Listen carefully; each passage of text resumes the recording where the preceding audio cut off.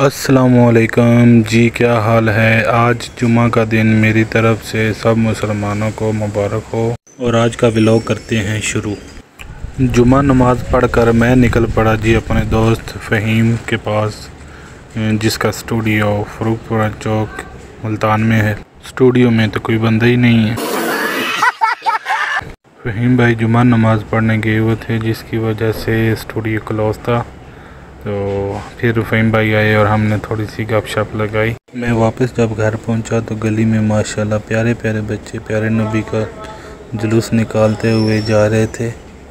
फिर मैं और जी मेरा प्यारा कज़न, कूल सा कज़न, हम क्या बोला तूने? नहीं, पहले क्या बोला? चल निकल पड़े कुछ खाने पीने के लिए लेने के लिए। तो हम जा रहे थे तो रास्ते में ये देखें कितने बड़े खड्डे भी हैं। तो बड़ी मुश्किल से हम मोटरसाइकिल लेकर गए इधर से। तो मेरा कज़न पीछे बैठा हुआ कह रहा था कि मुझे मोबाइल पकड़ो, मैं वीडियो बनाता हूँ। कज़न मेरा कहता है जी ये जो खड्डे हैं ना, जो आपको सब्सक्राइब और आपकी वीडियो को लाइक नहीं करते, इन खड्डों में उनको बंदा गिरा दे और ऊपर से मिट्टी डाल दे, बिल्कुल उनका नामो निशान ख़त्म कर दे।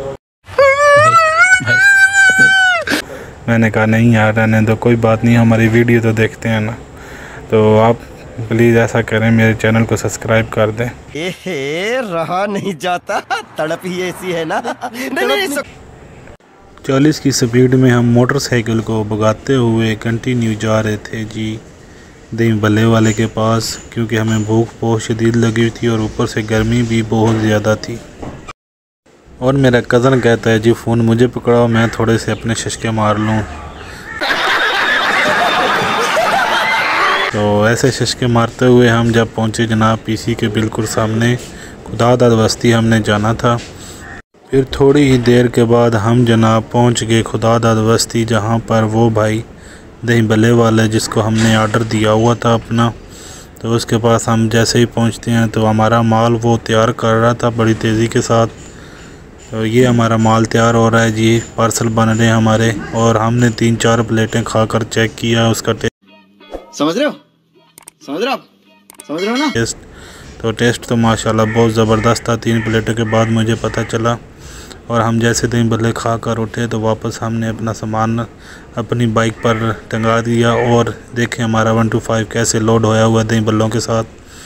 तो मेरे कज़न ने कहा जी मुझे भी दिखाओ एक बार, मैं भी लोड होया हूँ। ये देखें मेरे कज़न ने भी दही बल्ले उठाए हुए हैं। तो वैसे ही हम जा रहे थे घर। वापस हम घर पहुँचे तो गली में ये बच्चे कुछ गेम ही खेल रहे थे। इस गेम का नाम मुझे तो पता है और आप भी कमेंट्स में लाजमी बताएं। और जैसे ही शाम हुई जी मैं आ गया मुल्तान कैंट माल प्लाजा के सामने बाबा आइसक्रीम के साथ फूड फेस्टिवल। हाँ मैंने केक ऑर्डर किया हुआ था जी अपने भतीजे का।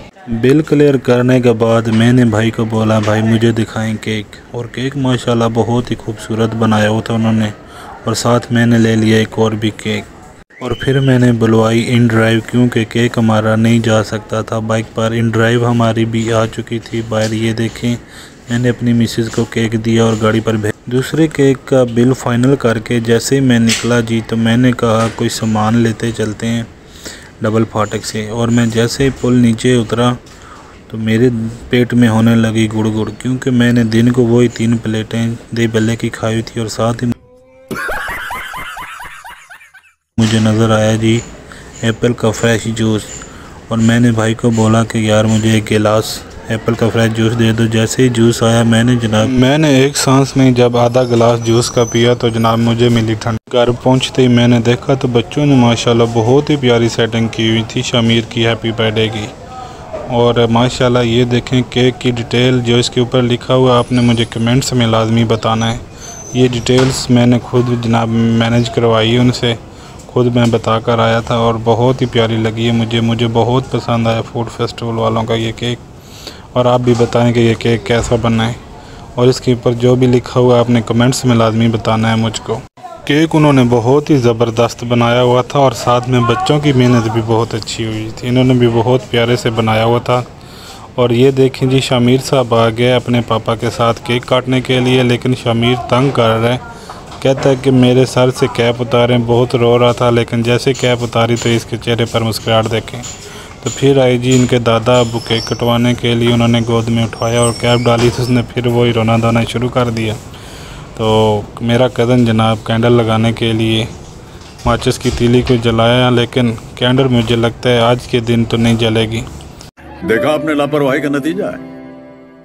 खैर कोशिश करने के बाद कैंडल नहीं जली। फिर दोबारा से मैंने उसे बोला, मैंने कहा यार एक और तीली लगाओ, शायद फिर इस बार आपकी बात मान ले। लेकिन उसकी तीली लगाने में भी थोड़ी सी देर होगी। ये वही तीली है जिसको देखकर बांदर ने कहा था कि अगर मेरे पास हो तो मैं पूरे शहर को आग लगा दूं। अरे कहना क्या चाहते हो? लेकिन मेरे कज़न से तो अफसोस ये कैंडल भी नहीं जल सकी।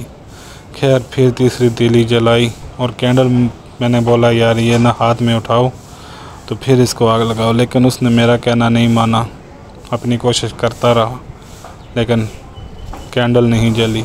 आखिरकार मेरा कहना उसे मानना ही पड़ा।